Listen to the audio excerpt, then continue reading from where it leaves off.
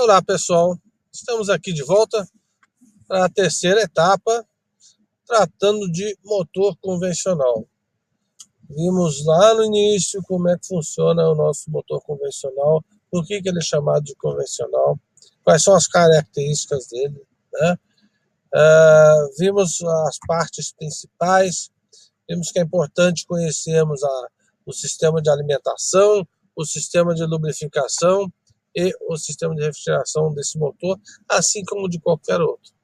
Nessa etapa final agora, a respeito de motor convencional, nós vamos ver os sistemas, as peças, por assim dizer, se encaixando e mais alguns detalhes, né, para atingir o resultado final, que é uma explosão controlada dentro de uma máquina chamada motor do tipo convencional.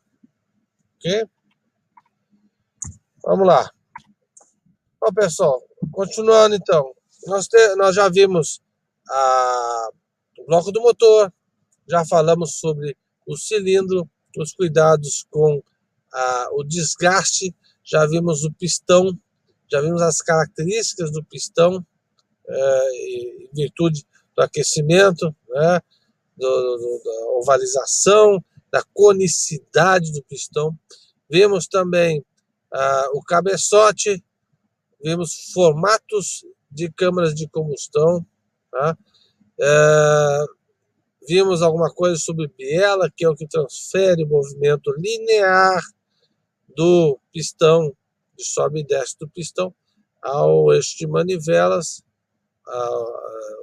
O movimento linear do pistão a biela transforma o movimento linear do pistão em movimento rotativo do eixo do virabrequim. Ótimo, é muita peça, né? São muitos detalhes, são muitas coisinhas, é um conjunto de coisinhas reunidas, trabalhando em conjunto, batendo-se entre si, né?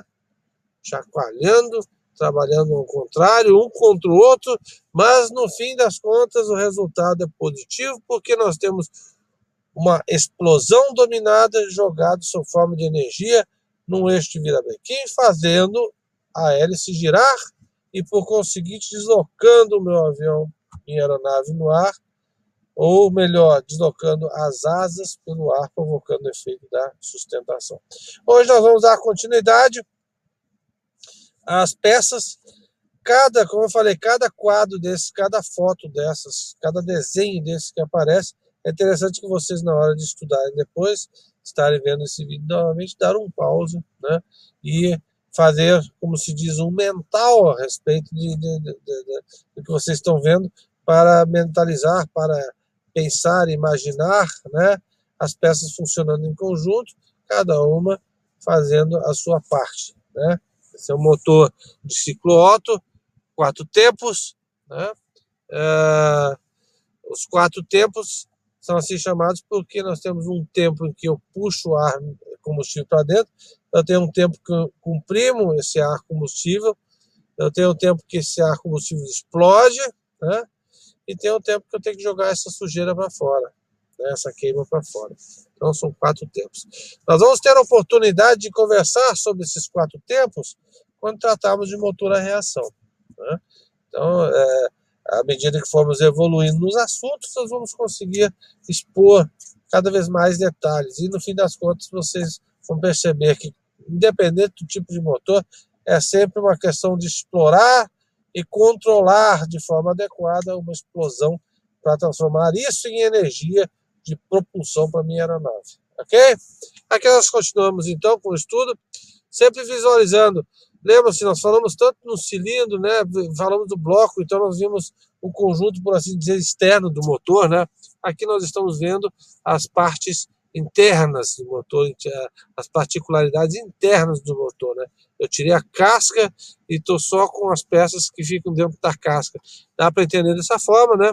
Então veja aqui, ó, nós temos o eixo de manivelas, desculpe, eixo de virabrequim, né? Eixo de ressaltos, eixo de cames, também conhecido, e nós temos o virabrequim, também chamado de eixo de manivelas, porque tem uma série de manivelas aí. Vamos lá.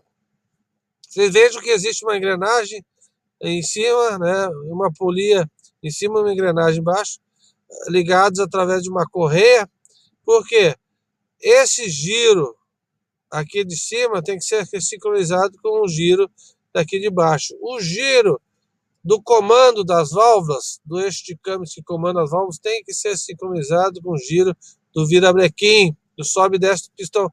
Por quê? Existe o tempo certo para o pistão subir, chegar aqui em cima, explodir, descer e voltar depois. Qual tempo esse? No momento que o pistão está descendo, essa válvula tem que abrir. Então esse ressalto tem que estar pegando nessa válvula enquanto ele desce. Quando, por outro lado, vai estar aberto só a entrada, a saída vai ter que estar fechada. Aí, quando o pistão estiver subindo, esse ressalto vai ter que sair daqui, fechar essa válvula. Estando as duas válvulas fechadas, vai subindo o pistão, vai comprimindo a mistura ar combustível, vai explodir essa mistura ar combustível, fazendo com que o pistão desça. Quando o pistão desce, essa válvula onde tudo entra tem que ficar fechada, enquanto que abre-se a válvula por onde a sujeira vai sair. Aí o pistão, na hora que está subindo para jogar a sujeira fora, essa válvula tem que estar aberta. Portanto, esse câmbio vai ter que estar acionando ele, na verdade. Aí sobe lá, joga fora. Na hora que começa a descer de novo, tem que ter fechado essa válvula e ter aberto essa para puxar, misturar ar combustível de novo para dentro, começando um novo ciclo. Então vocês vejam, sobe e desce, é um chacoalhar, é um ir e vir o tempo todo, tá? E tudo tem que ser no tempo certo. É por isso que existe um ângulo adequado de construção desse ressalto, né? E existe um ângulo adequado de adequação desse eixo em relação ao eixo de virabrequim. Tá claro? As formas de acionamento são várias, né? Mas sempre vai existir um virabrequim, né? Com biela e pistão presos e um eixo de ressaltos, né? Um eixo de câmeras, né? Por quê? É sempre o ressalto que vai garantir que a válvula vai abrir ou estar fechado no momento adequado, depende de onde está o pistão. Perfeito? Tá? Então vocês podem observar, aqui eu tenho o eixo do virabrequim, uma correia acionando o eixo de ressaltos para que tudo funcione. Aqui eu não tenho correia, mas eu tenho o eixo de virabrequim ligado numa engrenagem que vai fazer girar outra engrenagem que está ligada, que é a engrenagem, mais uma vez, do eixo de ressaltos. Só que aqui não tem correia, é engrenagem presa em engrenagem, e o movimento do ressalto, né, que o ressalto provoca, ele em vez de estar diretamente em contato com a própria válvula, é transferido para a válvula através de um eixo, né, no eixo chamado eixo de comando de válvula. Esse eixo ele empurra uma peça chamada balancim, que por sua vez empurra a válvula, né? Então, existem algumas perdas aqui, né, nesse formato aqui com correia, e existem perdas nesse formato aqui, com hastes de comando de válvulas, né? Cada projeto tem sua característica. O projeto ideal seria aquele em que não houver, vamos dizer assim, não digo ideal, mas o melhor projeto seria aquele onde não houvesse hastes e houvesse uma transferência direta de engrenagem para engrenagem, sem perda de energia, porque a haste pode entortar, a haste vai desgastar, né? A haste são duas peças a mais, e assim por diante. Perfeito? Aqui nós temos um comando simples, né? Aqui um outro comando com haste, e aqui nós temos um duplo comando, né? No cabeçote acionado por correia. Observe aqui mais uma vez o pistão, a biela, o virabrequim, em que, em vez de nós termos uma correia ou um acionamento direto por engrenagens e haste, nós temos corrente sendo usada para acionar dois eixos de ressalto, tá? Um eixo só para as válvulas de admissão e outro eixo só para válvulas de escapamento, tá? Nesse caso aqui, perfeito? Então tem várias opções, as opções ficam a cargo. Não se esqueçam que se isso aqui é peça mecânica, a corrente vai tomar tranco, assim como toma tranco a correia aqui, né? A corrente aqui também pode tomar trancos, né, em função das explosões, das mudanças de rotação. Então aqui seria melhor, porque uma haste não vai tomar tranco, vai sim, os dentes das engrenagens vão ficar se batendo e dando tranco também, tá? Tranquilo? Mas, enfim, cada projeto tem sua vantagem ou desvantagem, tá? De preferência, ter o mínimo possível de peças disponíveis no sistema, né? E a maior uniformidade de funcionamento possível, tá? Bom, quanto às válvulas, nós temos que tomar cuidado, porque válvulas têm hastes que podem empenar, pode entortar, pode se desgastar de forma diferenciada, e quando começa a se desgastar de forma diferenciada, irregular, você acaba tendo uma peça irregular, de formato irregular, e dentro do motor, que é para funcionar perfeitamente, peças irregulares vão fazer esse motor funcionar mal. Então, existem os cuidados a serem tomados, né, em relação ao assentamento dessas válvulas. Essa partezinha aqui, ela tem que se encaixar direitinho, ferro com ferro, aqui, ó, essa peça aqui tem que se encaixar direitinho, ferro com ferro, lá na cabeça do cabeçote do motor. Por que não pode ter junta aqui? Porque junta queima, né? Por que não pode... Por que tem que encaixar direito? Para os gases de escapamento não se escaparem. Como vai bater ferro com ferro? Vai, o motor é feito para isso e é idealizado para não quebrar em função, por causa disso, em função das medidas precisas que se usam para montar esse motor. Perfeito? Inclusive suas peças. Mais uma vez, lembro, nós temos aqui o encaixe das semi-arruelas lá, para fixação do suporte da mola, tá? Então tudo que tem peça com peça, ferro com ferro, pode sofrer desgaste e prejudicar o funcionamento, tá, do motor. Essas válvulas, elas têm que ser assentadas, aquilo que eu falei para vocês, cada válvula no seu orifício, cada válvula na sua abertura de admissão ou escapamento. Válvulas de admissão são diferentes de válvulas de escapamento, tá? É um caixa diferente, tá? E o assentamento de cada válvula se assenta ela com o seu orifício do cabeçote, tá? Por quê? Porque eu vou desgastar os dois ao mesmo tempo para que seja ferro com ferro, mas perfeitamente homogêneo, como vocês podem ver aqui, ó. Eu pego a válvula, passo uma pasta abrasiva e coloco a haste para dentro para que essa parte aqui encoste no cabeçote e eu vá lá fazer o trabalho de assentamento. Eu fico girando esse palito aí com a ventosa e, tipo assim, esmerilhando com as mãos, né, no trabalho manual, ou limando o assentamento da válvula, tá? Aqui um outro exemplo, percebe aqui, ó, cada válvula no seu orifício. Eu posso usar ferramentas elétricas, mas tem que tomar o cuidado para que a fase inicial não provoque um desgaste excessivo. Dizem que o trabalho, quando você usa uma furadeira, por exemplo, você está fazendo um trabalho mecânico muito intenso aqui no cabeçote, né, e não tão preciso, porque você vai fazer com a mão. Se você tivesse uma máquina, por assim dizer, computadorizada, né, de precisão para fazer esse serviço, ótimo. Mas demora mais tempo, mas o serviço geralmente sai muito bem feito, da forma manual, porque você vai fazendo aos poucos, vai assentando aos poucos, não vai forçando o sistema. Perfeito? Tá aqui mais uma vez, bloco do motor, tá? Válvula de entrada, escapamento, perfeito? Tranquilo? E aqui nós vamos tratar agora dos 4 tempos do motor, né? Lembram-se disso?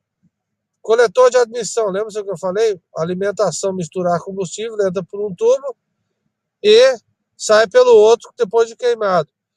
Observe aqui, nós temos as válvulas de escapamento e válvula de admissão. Válvula de admissão é onde entra, válvula de escapamento é onde sai o que estiver dentro da câmara de combustão, certo? Então, através do giro do virabrequim nessa posição, ele, ou por correia, ou por balancinho, ou por engrenagem, aciona o eixo de ressaltos, que vai fazer com que o ressalto desse cilindro vai empurrar a válvula e abrir a entrada de ar combustível. Enquanto isso aqui desce, ele suga, estando aberto aqui a válvula de admissão vai sugar e misturar combustível para dentro, né? No momento que chega aqui embaixo, no ponto morto inferior, o pistão acaba o curso dele, o virabrequim continua girando, e eu fecho, né, o meu câmbio lá, sai de cima da válvula de admissão, e ela fecha. Então a câmara de combustão fica fechada, com esse volume todo aqui de misturar combustível. Então, nesse momento, ambas as válvulas estão seladas, fechadas. Veja como é importante o assentamento para não escapar pressão nenhuma, não é verdade? E o pistão começa a subir, comprimindo a mistura a combustível. Veja que isso aqui é o cabeçote e isso aqui é o bloco com o cilindro, concorda? Então, admissão, sugou, fechou a válvula de admissão, começa a comprimir. Na medida que começa a comprimir, chegando lá em cima, ocorre a faísca da vela. A faísca da vela faz a mistura explodir. O que a mistura explosiva faz? Empurra com força o pistão para baixo, e nesse momento, que é o tempo de explosão, ele, através da biela, dá impulso no virabrequim, fazendo ele girar. Mas como ele continua girando, vai chegar um momento que ele vai descer e vai voltar a subir. Quando ele começa a subir de novo, a válvula de escapamento tem que estar aberta. Por quê? O câmbio, o ressalto que foi movimentado aqui, vai estar abrindo a válvula de escapamento no tempo de escapamento, no tempo de exaustão. Então, como ele está aberto e o pistão subindo, toda a sujeira que estiver dentro da câmara de combustão vai ser soprada para fora. No momento que o pistão chega aqui em cima, essa válvula se fecha e essa válvula se abre. Opa, desculpa. Voltando a executar o mesmo ciclo. Então, são 4 tempos, né? Admissão, compressão, explosão e exaustão. Perfeito? Tranquilo? E assim, nesse ciclo, cada pistão fazendo o seu ciclo, nós temos o motor funcionando normalmente através do controle da explosão dentro da câmara de combustão. Perfeito? Então, pessoal, em termos de motor aeronáutico, era isso que eu tinha para mostrar para vocês, né? Em termos de motor convencional, né? Eu coloquei aqui umas curiosidades a respeito de tipos de motores que podem ser encontrados, né? Tem os de injeção direta, onde não tem carburador, mas o combustível é jogado diretamente dentro do cilindro. Você só suga o ar para dentro, o motor tampa a entrada de ar e tampa a saída de ar, e aí você injeta o combustível dentro da câmara de combustão e aí acontece a explosão. O ciclo em si é o mesmo, tá? Existe a admissão do ar, fechamento da válvula de admissão, a compressão do ar, a injeção do combustível, a explosão, a descida do pistão e aí a abertura da válvula de escapamento jogando a mistura queimada para fora, tá? Nós temos um motor conhecido como comando desmodrônico. Vocês lembram que eu falei ali de acionamento da virabrequim gira uma engrenagem que através de correia aciona o eixo de ressaltos para acionar as válvulas. Concorda comigo? Perfeito. Veja o seguinte, nós vimos correia, nós vimos corrente e vimos haste de comando de balancinho, certo? Concordam? Tem um sistema usado na motocicleta Ducati que é chamado comando desmodrônico. O que acontece? O motor convencional, a válvula abre por ser empurrada, né, por um ressalto, concorda? No momento que a válvula para de receber pressão do ressalto, ela fecha. Mas fecha por conta de quê? Pelo esforço da mola de empurrar ela de volta, concorda? Perfeito? Até aí tudo bem, né? No comando desmodrônico, esse acionamento é empurrado também, a válvula é empurrada, mas na hora de fechar, em vez de ter uma mola para ela voltar, ela é puxada de volta. Então, o comando desmodrônico, você está o tempo todo empurrando e puxando a válvula. Isso é ótimo porque você não fica à mercê de ter uma mola fraca que não faça, de repente vai acontecer de ter uma mola fraca que não vai trazer sua válvula rapidamente de volta. Então você empurra e puxa a válvula na hora de fechar, empurra na hora de abrir, mas puxa ela de volta na hora de fechar. Então a válvula vai ter sempre o tempo certo, mecânico, sem flutuação para fechar. Isso proporciona um rendimento diferenciado aos motores Ducati, das motos Ducati, por conta disso. Tá?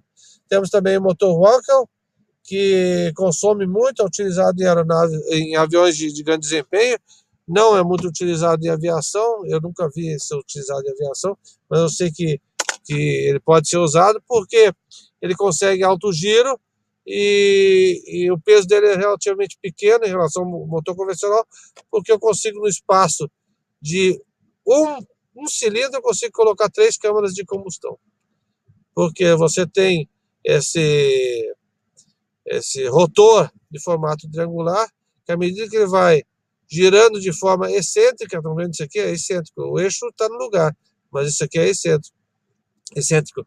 À medida que ele vai girando, ele vai absorvendo combustível, vai criando as câmaras, e a cada momento você tem uma câmara admitindo, uma câmara explodindo, e isso faz com que você tenha o tempo todo potência disponível. O problema desse motor é o desgaste aqui nessas extremidades, né? Devido ao formato da peça. Pode pesquisar, motor Wankel, muito interessante. E outra desvantagem é que ele consome muito. Então, se você colocar no avião, você vai perder muito em autonomia. Tranquilo, pessoal? Motor convencional era o que eu tinha para tratar com vocês aí, nesses 3 tópicos, nessas 3 etapas. Espero ter acrescentado conhecimento em relação a vocês e aguardo vocês no nosso próximo encontro para tratar de motores a reação. Muito obrigado e até o próximo evento.